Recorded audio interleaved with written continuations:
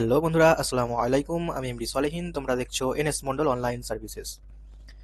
বন্ধুরা, যাদের supplementary delete লিস্টের নাম এসেছে তাদের মধ্যে কেউ কেউ অনলাইন অ্যাপিল করছেন, আবার কেউ কেউ অফলাইন অ্যাপিল করছেন। অনলাইন অ্যাপিল করতে গেলে আমরা মোটামুটি সবাই আপাতত জেনে গিয়েছি যে এই অপশানের ভিতরে প্রবেশ করে ওখানে ভোটার নাম্বার ইনপুট করার পরে দুটি ঘর রয়েছে। একটা ঘরে 1000 ওয়াটের মধ্যে লিখতে হবে এবং একটি ঘরে 500 ওয়াটের মধ্যে লিখে সাবমিট করার পরে একটি অ্যাপিল নাম্বার জেনারেট হচ্ছে। তো এই অ্যাপিল নাম্বার জেনারেট হওয়ার পর আমাদের কি করণীয়, এই নিয়ে কিন্তু বন্ধুরা বর্তমানে অনেক জায়গায় অনেক ধরনের কথা শোনা যাচ্ছে। কোনো জায়গায় বলা হচ্ছে পঞ্চায়েতে গিয়ে সমস্ত ডকুমেন্টস নিয়ে জমা করে আসতে হবে। আবার অনেক মুখে মুখে শোনা যাচ্ছে যে বিডিও অফিসে গিয়ে জমা করে আসতে হবে। আবার অনেক জায়গায় শোনা যাচ্ছে যে কোর্টে গিয়ে উকিল ধরতে হবে এবং সেই উকিলকে নিয়ে এসডিও অফিসে গিয়ে কাগজ জমা করে আসতে হবে। বিভিন্ন জায়গায় বিভিন্ন ধরনের এই নিয়ে একটা মতবাদের সৃষ্টি হচ্ছে। তো বন্ধুরা, একদম ঠিক প্রসেস কোনটি এবং জেলা শাসকদের এইসব নিয়ে একটি মিটিংও হয়েছে এবং সেখানে কি বলা হচ্ছে সেই খবরটি আমরা একটু দেখে নেব। Online application is the best form of application. অনলাইনটা একবারই করে দিলে আপনার নিজে মোবাইল থেকে করা যায়, বাড়ির পাশে সাইবার ক্যাফে থেকে করা যায়, বাড়িতে কোনো একজন ছেলে শিক্ষিত ছেলে যদি থাকে ওরা করে দিতে পারে। ওটা করার পরে অন্য কোনো জায়গায় আপনাকে যেতে হবে না। আপনার একমাত্র অনলাইন যখন আপনি অ্যাপ্লাই করবেন সাবমিশনের পরে একটা আপিল আইডি পাবেন। আপিল আইডিটা একটা আলফানিউমেরিক নাম্বার, ওটা 12 বা 14 নম্বর একটা কোড। ওটাই আপনার কাছে রেসিপ্ট হিসাবে রেখে নেবেন। যখন আপনি অনলাইন অ্যাপ্লাই করতে যাবেন তাহলে ওখানে দেখবেন আপনার প্রিভিয়াস ভোটার আইডি কার্ড যেটা নিয়ে আপনি চ্যালেঞ্জ করছেন ওটা নাম্বারটা চাওয়া হচ্ছে। যখন নাম্বার আপনি দিচ্ছেন ভোটার আইডি নাম্বারটা, অটোমেটিক্যালি আপনার নাম, বাড়ির ঠিকানা, আপনি কোথায়কার ভোটার সবকিছু অটো ফেচ হয়ে সিস্টেমে চলে আসছে।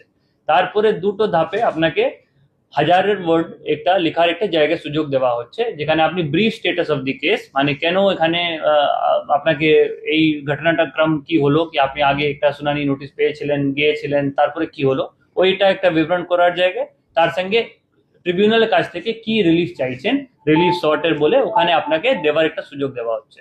তার সঙ্গে অনেকে লোকের মাথায় প্রশ্ন থেকে যাচ্ছে স্যার, কি আমি ডকুমেন্টগুলো আপলোড করছি না, সেই কারণে আমাকে ফিজিক্যালি এখানে প্রিন্ট আউট নিয়ে আমাদের ডিএম অফিস অথবা এসডিও অফিসে জমা দিতে আসতে হচ্ছে। তো ওটা যা এখন অব্দি আমাদের গাইডলাইন এন্ড ইনস্ট্রাকশন ক্লিয়ারই আছে। যখনই আপনি অ্যাপ্লাই করলেন আপনি ডকুমেন্ট আপনাকে চাওয়া হচ্ছে না, কারণটা যখন আপনাকে আবার এই জমা করার পরে তো আপনি একটা হিয়ারিং শুনানি নোটিশ পাবেন ট্রিবিউনালের সামনে। যেদিন আপনাকে শুনানি notice time date and venue লেখা থাকবে সেই দিন আপনার এই সব নথিপত্র, document, passport, birth certificate, caste certificate, যেগুলো আমাদের ভ্যালিড ডকুমেন্টস আছে ওটা নিয়ে ওনার কাছে আপনি প্রস্তুত হতে পারেন। তাহলে আপাতত জেরক্স করানো, আবার এফিডেভিট করানো দেখছি আবার হুড়ুড় করে অনেক এখানে আনঅথরাইজ লোকটাও এখানে চ্যানেলে ঢুকে যাচ্ছে, যাতে মানুষকে আর হয়রানি করছে। এখানে এটা এফিডেভিট করাতে হবে, ওখানে এটা লিখাতে হবে। প্লিজ ওই সবগুলোতে যাবেন না। আপনাদের মাধ্যমে এটাই অনুরোধ সবের কাছে, অনলাইন অ্যাপ্লিকেশনটা করলে সব থেকে ভালো। যারা আমাদের গ্রামাঞ্চলে থাকেন, যেখানে ইন্টারনেট নেই, মোবাইল ফেসিলিটি নেই, ওদের জন্য একটা ফেসিলিটেশন ডেস্ক, যেরকম আমাদের ডিএম স্যার বলেছেন, প্রত্যেকটা সাব ডিভিশনে পাশে একটা ডেডিকেটেড ফেসিলিটেশন ডেস্ক এন্ড একটা অফিসে করা দেওয়া হয়েছে, যেটা টাইমিংটা মোটামুটি অফিস টাইমের সঙ্গে সকাল 10টা থেকে বিকাল 5টা বা 6টা অবধি থাকবে। লেকিন ওখানেও কোনো প্যানিক করা দরকার নেই। একবারই আপনি যদি কালেকশন সেন্টারে চলে আসছেন তাহলে আপনার অ্যাপ্লিকেশনটা আমরা অবশ্যই নেব, তারপরেই কাউন্টারটা ক্লোজ হবে। এটা কেউ মনে করবেন না, স্ট্যাম্পিড করার কোনো দরকার নেই কি আগে আমি দিয়ে দিই নালে লাঞ্চ টাইম হয়ে যাবে, আগে আমি দিয়ে দিই নালে অফিস টাইম বন্ধ হয়ে যাবে। ওটার জন্য আমরা স্টার্টিং 1 তারিখ থেকে, মানে 1 এপ্রিল থেকে এই কাউন্টারগুলো সুবিধা চলছে। আর এটা আগাম 20 দিন বা 25 দিন, যতক্ষণ না আমরা পুরোটা এক্সস্ট করতে পারছি, এই পুরোটা নিতেই থাকবো। তো there is no time boundation, time limit নেই, সেটা মাথায় রাখবেন না কি আপনার একটা টাইম বেরিয়ে যাচ্ছে এটা অফিসে কালেকশন নেবেন না। আর এত দূর থেকে আজকে আমরা যা নোটিস করে দেখলাম, অনেক দূরে দূরে থেকে করিমপুর হোক বা তেহট্ট হোক বা কল্যাণী হোক, সবাই ভাবছে কি এখানে রবীন্দ্র ভবনের ডিএম অফিসে জমা দিতে হবে, সেরকম নয়।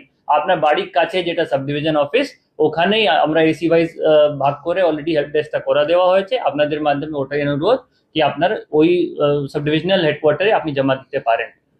তার সঙ্গে যদি বাড়িতে 2 জনের নাম কেটে গেছে বা 3 জনের নাম কেটে গেছে, সবাইকে আসতে হবে না, যেরকম আবার স্যার বলেছিলেন, কেউ একজন অথরাইজড রিপ্রেজেন্টেটিভ সবের অ্যাপ্লিকেশনটা নিয়ে এখানে জমা দিতে পারে। তাহলে ওটা সুবিধা রয়েছে, সবাইকে কাজ ছেড়ে বাড়িটা লিভ নিয়ে ওইগুলো নিয়ে আসার দরকার নেই। তাহলে আপনাদের সবাই আমরা অনুরোধ করছি, please do not panic. Panic করার কিছু না, এটা অলরেডি অপশনটা খুলে দেওয়া হয়েছে মাননীয় হাইকোর্টের নির্দেশ অনুসারে। ওই ট্রিবিউনালটা অলরেডি গঠন হয়ে গেছে, ফাংশনটা স্টার্ট হয়ে গেছে। অনলাইন অ্যাপ্লিকেশন করার হি একমাত্র আপনার সব থেকে সরল, সব থেকে simple and fastest way of appeal. তো ওটাই আপনারা সাবস্ক্রাইব করবেন। অ্যান্ড বাকি কোনো সমস্যা হলে আমরা আমাদের হেল্প ডেস্কে আপনি যোগাযোগ করতে পারেন। Thank you.